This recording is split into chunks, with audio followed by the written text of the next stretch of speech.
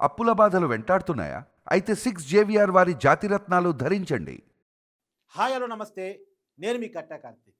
Baby lawn అనేటువంటి ఈ పబ్‌లో, ఇది జూబ్లీహిల్స్‌లో ఉంటది ఈ పబ్బు. ఈ పబ్‌కి వెళ్ళినటువంటి ఒక తల్లి కూతురికి జరిగిన అవమానం ఇప్పుడు సోషల్ మీడియాలో చాలా పెద్ద ఎత్తున నడుస్తా ఉంది.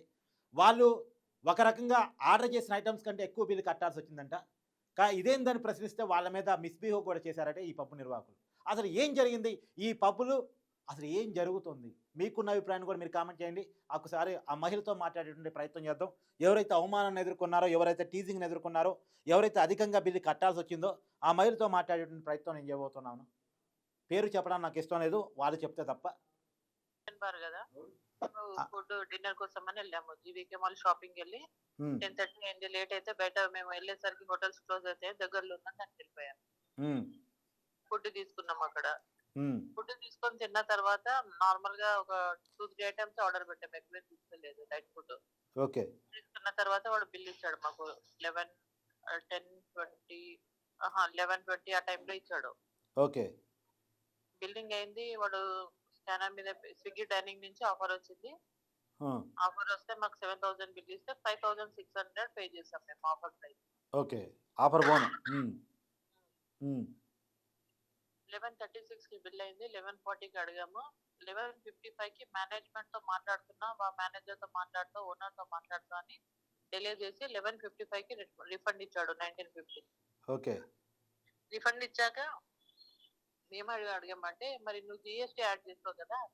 జీఎస్టీ మాకెట్లా యాడ్ అయితది? మేము తీసుకున్న ఐటెమ్‌కి నువ్వు ముందు బిల్ చేసావు. మరి ఇది పక్కా టేబుల్ వాళ్ళ బిల్లు మీకొచ్చింది అన్నాడు. హ్మ్. పక్క టేబుల్ వాళ్ళ బిల్లు మాకొస్తే వాళ్ళ ఫుడ్ ఐటెమ్స్ అన్నీ యాడ్ అవ్వాలి గదా! ఫుడ్ ఐటెమ్స్ మావొచ్చి ఆల్కహాల్ మా దాంట్లో ఎందుకు పడ్డదని అడిగాను. ఓకే. సరే మేడం అయిపోయింది. నీకు అమౌంట్ ఇచ్చినాం వెళ్ళిపోండి అన్నాడు. ఇట్లా మీరు ఎంత మందితో చేస్తుంటారు డైలీ? ఎంతమంది కస్టమర్ కార్డ్ దోచుకుంటారు? ఇదొక పెద్ద స్కామ్ కదా మీరు చేశారని అడిగాను. హ్మ్. అడిగినందుకు ఇంకా నన్ను, నా పాపని అంటే నేను ర్యాష్‌గా ఏదో వల్గర్ లాంగ్వేజ్ అన్నాడు వాడు. అంటే నేను ఫోన్ తీసి పెట్టా నేను. ఆ! ఫోన్ తీసి పెడితే మా ఫోన్ తీసుకొని పడేయడానికి, కొట్టడానికి ట్రై చేశారు. నేనుండి 100కి పోలీస్‌కి కాల్ చేస్తా అని చెప్పి ఫోన్ డయల్ చేయనీకి పోతుంటే మా ఫోన్‌లో లాక్కుంటున్నాను. హ్మ్. లాక్కుంటుంటే ఈలోపు ఆ బ్లాక్ షర్ట్ అతనొచ్చేసి వల్గర్‌గా మాట్లాడుతూ మా మీద అంటే తిడుతుంటే నేనన్నాను, "మీ సీసీ ఫుటేజ్‌లో ఉన్నాయి. కెమెరాస్‌లో రికార్డ్ అయితున్నాయి. జాగ్రత్తగా డిసిప్లిన్‌తో మాట్లాడని" నేనన్నాను. ఓకే. అంటే అంటే కెమెరాస్ ఆఫ్ చేసేసారు వాళ్ళు. ఆ! ఆఫ్ చేసి కొంచెం ఇష్యూ దాని తర్వాత అంటే ఒక 15, 20 మినిట్స్ జరిగింది గొడవ లోపట. ఓకే. మేము ముగ్గురం ఉండే. మాతో పాటు ఒక అబ్బాయి ఉండే. ఆయనను బయటికి నెట్టేసారన్నమాట. వాళ్ళ బౌన్సర్స్, వాళ్ళ స్టాఫ్. ఓకే. ఇంకోటి ఎఫ్ఐఆర్ నేను ఇమ్మీడియేట్‌గా 12కి పిఎస్‌కొచ్చాను. 12:5 టైంలో 12:20కి కంప్లెయింట్ రాసిచ్చాను నేను. హ్మ్. నెక్స్ట్ మార్నింగ్ 5 వరకు కూర్చున్నాను. వాళ్ళని తీసుకురాలేదు. హ్మ్. తీసుకొచ్చి వాళ్ళు డ్రింక్ చేస్తున్నారు. నేను కస్టమర్ అనుకున్నాను. తాగుతూ సిగరెట్ తాగుతూ కూర్చున్నారు. ఆల్కహాల్ తీసుకుంటూ వాళ్ళు గ్రూప్. ఓకే. కస్టమర్ కదా అని మేము అనుకున్నాం. చూస్తే తర్వాత ఓనర్స్ అని గొడవకొచ్చారు వాళ్ళు. ఓకే. వాళ్ళు మీతో గొడవకొచ్చారు గతంలో. అదే. అంతే. హ్మ్. హ్మ్. అయితే ఆహ్, దీని తర్వాత నేను 5 వరకు కూర్చున్నాక మేడం మార్నింగ్ పిలిపిస్తాం 10:30కి రండి అని చెప్తే నేను కొంచెం లేట్‌గా వెళ్ళాను ఇంటికి.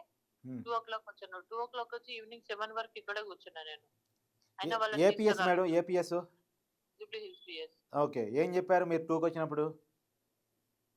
వాళ్ళని అంటే మీ దగ్గర కంప్లెయింట్ తీసుకున్నాము. సార్‌తో మాట్లాడాము. వాళ్ళని తీసుకొస్తాము. ఇంకా వాళ్ళకి అందుబాటులోకి రాలే. ఫోన్‌లు కూడా ఆఫ్ ఉన్నాయి. అది ఇది అని ఏదో ఒక వాళ్ళు కవరింగ్ చేస్తున్నారు. ఓకే. తీసుకోలేదు. నేనుండి సరే ఈవినింగ్ 7 వరకు వెయిట్ చేశాను. ఓకే. నాకర్థమవుతుంది వీళ్ళు డిలే చేస్తున్నారని. ఎందుకంటే 24 అవర్స్ టైమ్ ఉంటదన్నది. ఆ టైం వరకు వాళ్ళు అరెస్ట్ అవ్వద్దని మీరు తీసుకున్నారు. నేను అడిగాను. హ్మ్. ఆల్కహాల్ టెస్ట్ చేయండి. వాళ్ళ లైసెన్స్ క్యాన్సిల్ అయితది. ఇట్లా చేయడం తప్పు కదని మాట్లాడాను నేను పిఎస్‌తో. ఓకే. వాళ్ళు ఇంకా ఇగ్నోర్ చేస్తున్నట్టు నాకు అనిపించింది అట్లా. దానివల్ల నేను సోషల్ మీడియాలో పోస్ట్ చేశాను. అది సీపీకి ట్యాగ్ చేసాము. అప్పుడు 8:00 ఎఫ్ఐఆర్ అయింది. Okay. Next day. Okay. Next day 8:00 FIR అయింది. అంటే సేమ్ డే కాలేదు. ఇష్యూ జరిగింది 26కి. హ్మ్. ఎఫ్ఐఆర్ అయింది 27కి. ఇష్యూ జరిగింది 26కి. ఎఫ్ఐఆర్ అయింది 27థ్ ఈవినింగ్ 8:00కి. ఎవలో అంతేనా? అవును. అంతే. Okay madam. ఓకే. ఇప్పుడు ఎఫ్ఐఆర్ చెప్పండి. ఆ! చెప్పండి మేడం. చెప్పండి. చెప్పండి. ఎఫ్ఐఆర్ అయిన తర్వాత ఇంకా ఇప్పటికి కూడా నేను వాళ్ళు మా స్టేట్‌మెంట్ రికార్డ్ చేసుకున్నారు. ఎవిడెన్స్ అన్ని ఇచ్చేసాం వాళ్ళకి. హ్మ్. వాళ్ళు ఇంకా పీఎస్‌కి రాలేదు. ఎందుకు అరెస్ట్ చేయలేదని అడిగితే వాళ్ళ ఫోన్స్ ట్రేస్ చేస్తున్నాము. వాళ్ళు అబ్స్కాండింగ్‌లో ఉన్నారని చెప్తున్నారు. ఓకే. ఓకే. నేను ఇష్యూ జరిగిన పీఎస్‌కి, పబ్‌కి తేడా 5 నిమిషాల దారి ఉంది. ఎంబటే వచ్చేసానండి. ఓకే.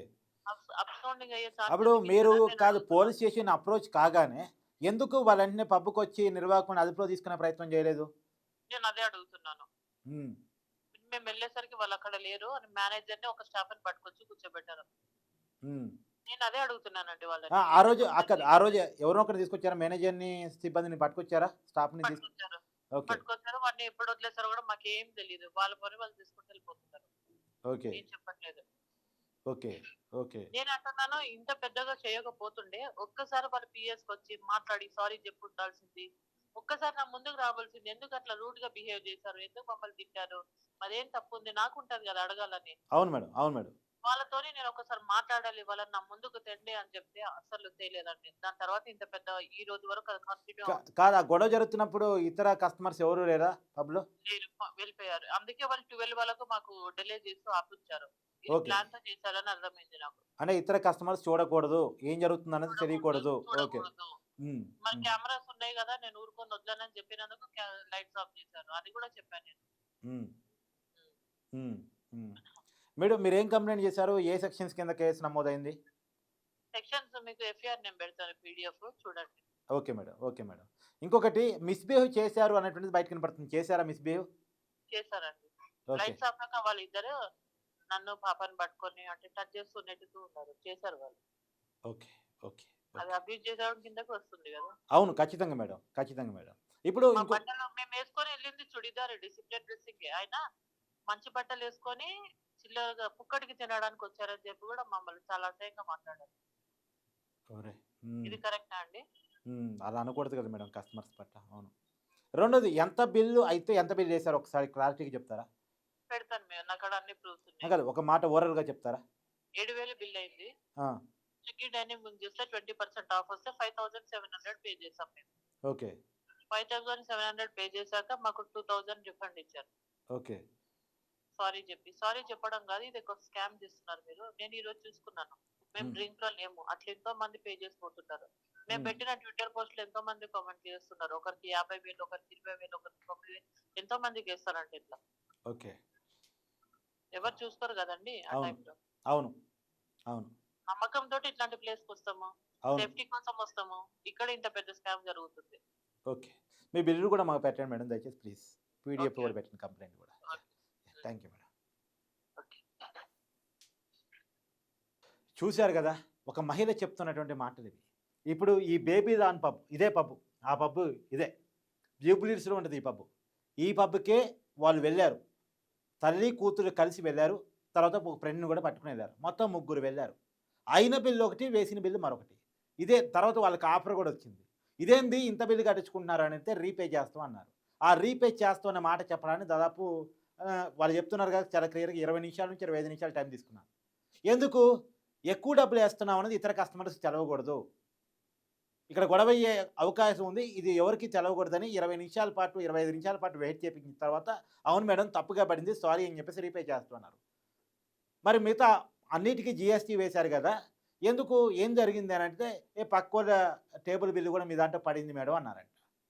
అదెట్ట పడుతుంది? అందరికి ఇలానే వేస్తున్నారా? అని జెప్పేసి అడిగితే, ఎక్కువ మాట్లాడకండి. ఇగ వాళ్ళదైన భాషలో వాళ్ళు మాట్లాడే ప్రయత్నం చేశారంట. మిస్‌బిహేవ్ చేసే ప్రయత్నం చేశారంట. ఇష్టారీతిన ప్రవర్తించే ప్రయత్నం చేశారంట. ఏం జెప్పాలి? అంటే రెండోది ఇక్కడ చాలా క్లియర్‌గా ఆ మహిళ చెప్తా ఉంది. మేము 12 గంటల తర్వాత పోలీస్ స్టేషన్‌కి పోయి కంప్లెయింట్ ఇచ్చాం. 12 గంటలప్పుడు పోలీస్ స్టేషన్‌కి వెళ్లారు అంటేనే, ఒక మహిళ స్టేషన్‌కి రావాల్సొచ్చిందంటేనే, అత్యంత దారుణమైన పరిస్థితిలో, దయనీయమైన పరిస్థితిలో, ఇబ్బందికరమైన పరిస్థితిలో అయితేనే, ఒక మహిళ పోలీస్ స్టేషన్‌కి అర్ధరాత్రి పూట వస్తారు. అర్ధరాత్రి పూట ఒక మహిళ పోలీస్ స్టేషన్‌కొచ్చింది అంటేనే, అది నిజంగా బాధాకరం, దయనీయం కదా! పోలీసులు రియాక్ట్ అవ్వాల్సిన తీరేంటి? ఎందుకు 26వ తారీఖు అర్ధరాత్రి పూట 12 గంటల తర్వాత కంప్లెయింట్ చేస్తే, 27వ తారీఖు సాయంత్రం 8 గంటల దాకా ఎఫ్ఐఆర్ చేయలేదు. బేసిక్‌గా ఈ పాయింట్‌కి ఆన్సర్ కావాలి. ఎఫ్ఐఆర్ చేయటానికి ఎందుకు 1 డే అటు ఇటుగా టైం పట్టింది? 20 గంటల పాటు ఎందుకు టైం పట్టింది? కారణాలేంటి? ఇది కాదా ఈ పబ్బులు ఇలా రెచ్చిపోవడానికి కారణం? పోలీసులు ఇలా బిహేవ్ చేయటం కాదా పబ్బులు మహిళల పట్ల అసభ్యంగా ప్రవర్తించడానికి ఉన్న కారణం? పోలీసులు మనోళ్ళేలే, చట్టం మనదేలే, మన పక్కనే ఉంటదిలే అనేటువంటి కారణం గాదా? అంటే ఈ పబ్బు నిర్వాహకులకి జూబ్లీహిల్స్ పిఎస్ పోలీసులకు ఉన్న సంబంధాలు ఏంటి?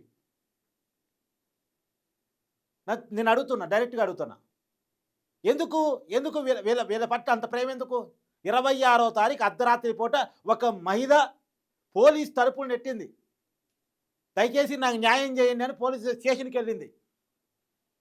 మరి పోలీసులు అర్ధరాత్రి పూట మన స్టేషన్‌కి ఒక మహిళ వచ్చారు, న్యాయం చేసి చూపించాలి, కాకి చొక్కా పవర్ చూపించాలి, 3 సింహాల పవర్ చూపించాలి, పోలీస్ సింహం గర్జిస్తే ఎలా ఉంటుందో చూపించాలి.